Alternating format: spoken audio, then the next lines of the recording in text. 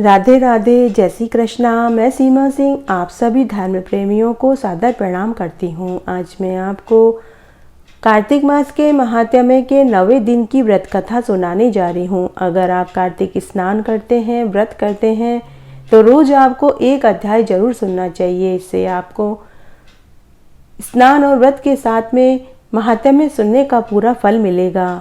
राजा पृथु नारद मुनि से बोले कि हे मुनि, आपने हमें कार्तिक मास के व्रत में जो तुलसी के जड़ में भगवान विष्णु का निवास बताया और उस स्थान की मिट्टी का पूजन भी बताया, अतः मैं तुलसी जी के महात्म्य को सुनना चाहता हूँ।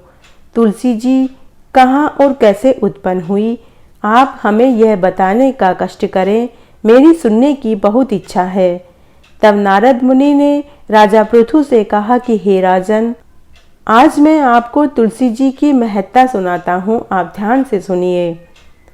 एक समय जब देवगुरु बृहस्पति जी और देवराज इंद्र कैलाश पर्वत पर शंकर भगवान के दर्शन करने गए, तब भगवान शंकर अपने भक्त की परीक्षा लेनी चाहिए।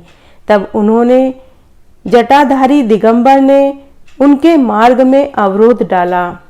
यद्यपि वह तेजस्वी, शांत, लंबी भुजा और चौड़ी छाती वाले गौर वर्ण, अपने विशाल नेत्रों से युक्त तथा सिर पर जटा धारे वैसे ही बैठे रहे, तथापि उन भगवान शंकर को इंद्र भगवान नहीं पहचान पाए।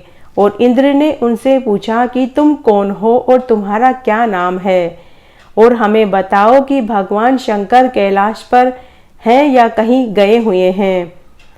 इस पर उस तपस्वी ने इंद्र के प्रश्नों का उत्तर नहीं दिया, परंतु त्रिलोकीनाथ के ऐश्वर्य से गर्वित होकर इंद्र कब चुप रहने वाले थे। उन्होंने क्रोध करके तपस्वी से गुस्सा होकर कहा, अरे दुष्ट, मैं तुझसे पूछता हूँ, तू उत्तर क्यों नहीं देता? मैं अभी तुझे वज्र से मारता हूँ, फिर देखता हूँ तेरी कौन रक्षा करता है। ऐसा क्रुद्ध होकर इंद्र ने जो ही उस दिगंबर को मारने के लिए वज्र उठाया, त्यों ही भगवान शंकर ने वज्र सहित इंद्र का हाथ स्तंभित कर दिया और विकराल नेत्र करके भगवान शंकर ने उसे देखा। त्यों ही ऐसा विदित हुआ मानो वह दिगंबर प्रज्वलित हो जाएगा और तेज से जलने लगेगा। भुजाएं स्तंभित होने से इंद्र के क्रोध और दुख का अंत न रहा, परंतु भगवान बृहस्पति जी ने उस पुरुष को प्रज्वलित देखा। त्यों ही उन्होंने अपनी बुद्धि से और मनोबल से पहचान लिया कि वह दिगंबर कोई और नहीं, स्वयं भगवान शंकर हैं। तब उन्होंने दंडवत प्रणाम किया और स्तुति करी। फिर इंद्र ने भी भगवान शंकर से कहा कि हे दीनानाथ, हे महादेव, अपना क्रोध रोक कर मेरे अपराध को क्षमा कीजिए। बृहस्पति के और इंद्र के यह वचन सुनकर महेश्वर गंभीर वाणी से बोले, मैं अपने नेत्रों से निकले हुए क्रोध को कैसे रोकूं?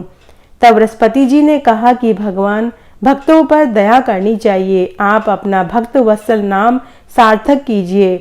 आप अपने इस तेज को कहीं और स्थापित करके इंद्र का उद्धार कीजिए।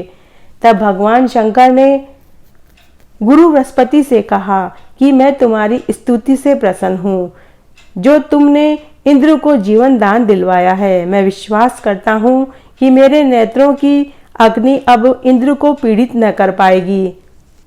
बृहस्पति जी से ऐसा कहकर भगवान शंकर ने अपने माथे से निकले हुए अग्नि में तेज को अपने हाथ में लेकर क्षीर सागर में डाल दिया।